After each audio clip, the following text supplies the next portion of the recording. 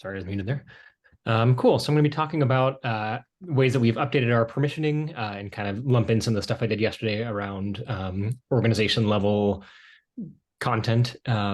So first, some background here. So previously, content management or access management sort of existed at multiple levels. Like users could set that a piece of content was public, but that the tags it belonged to was private. And we were talking about adding additional content manager or access management at the tag group level, which is kind of a confusing user experience. Like if they have a private tag with public content within it, who can access that content, who can access that tag, just kind of weird interactions like that.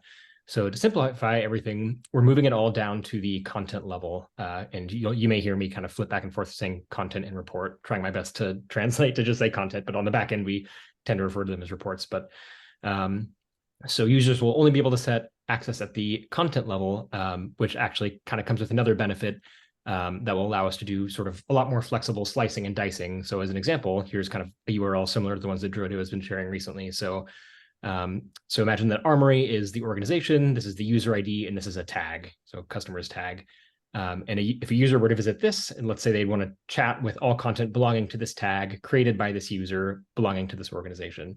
But let's say they could also modify the URL to something like this, where they're chatting with all content belonging to this tag within this organization created by any user, or any other permutation of that. If they want to chat with all content belonging to Armory, they could do that. And that will be enabled by simplifying the access management. Everything is at the content level.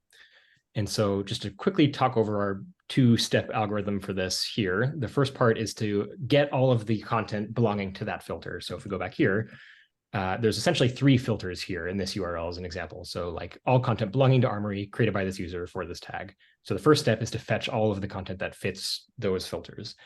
And the second step is to take that content and determine what subset of that content does the user actually have access to that they're trying to access.